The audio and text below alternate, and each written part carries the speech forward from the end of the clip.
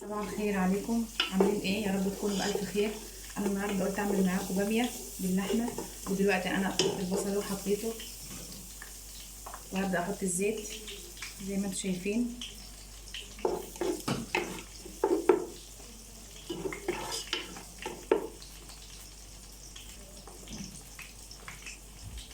ومعايا الثوم،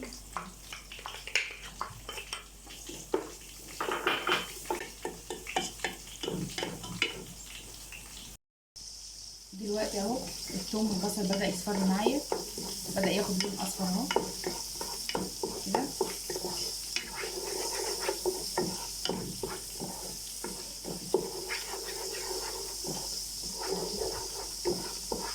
ودلوقتي البصل اصفر معايا اهو بقى كويس ولونه جميل. وانا كان عندي هنا قطعتين من اللحمه طلعتهم من الثلاجه وقطعتهم مكعبات وشوحتهم في فصين توم ومعلقتين صلصه.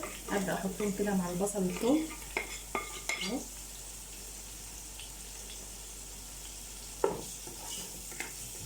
ياخدوا تشويحه برده بتاع 3 4 دقايق كده مع بعض.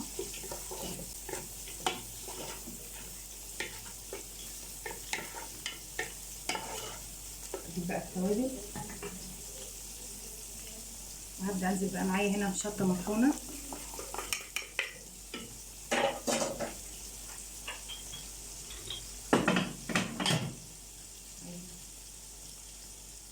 توم باودر،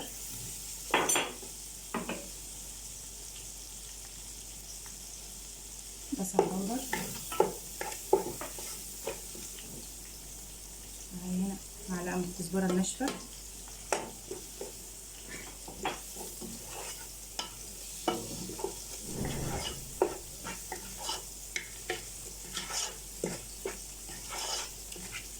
هسيبها بتاع 5 دقايق كده تاخد تشويحه بس. دلوقتي اللحمه بدات تاخد لون معايا اهو. نحط بقى هنا معلقه ملح ابيض، واجي هنا بالصلصه انزل بيها بقى،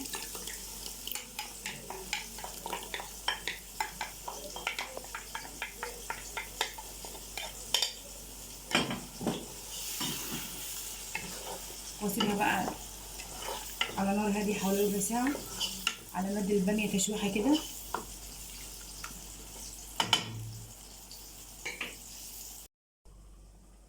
ودلوقتي هبدا بقى اشوف الصلصه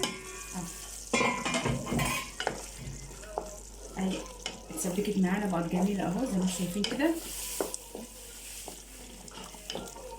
هقفل بقى عليها على ما ادي الباميه تشويحه. ودلوقتي هبدا احط الزيت اهو على الصينيه عشان ابدا اشوح الباميه كده.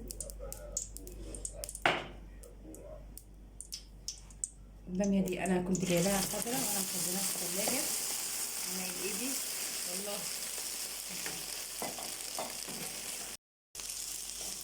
دلوقتي الباميه بدات تستوي معايا، خدت لون اهو.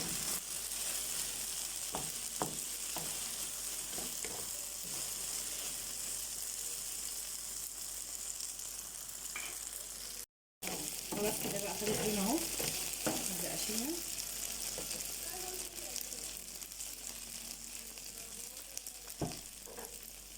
كده. احط بقى الصلصه،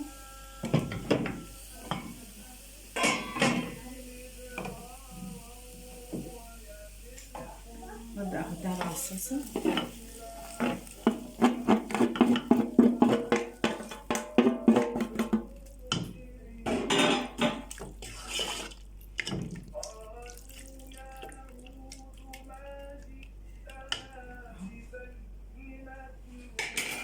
وهسيبها بقى تستوي بتاع ربع ساعه كده وبعدين اقفل عليها. انا خلصت معاكم الباميه اهو زي ما انتم شايفين كده باللحمه، وعملت معاه بتنجان مقلي، ومعايا هنا جبنه قريش وليمون معصفر وعيش. شوفوا بقى الفيديو وايه رايكم فيها.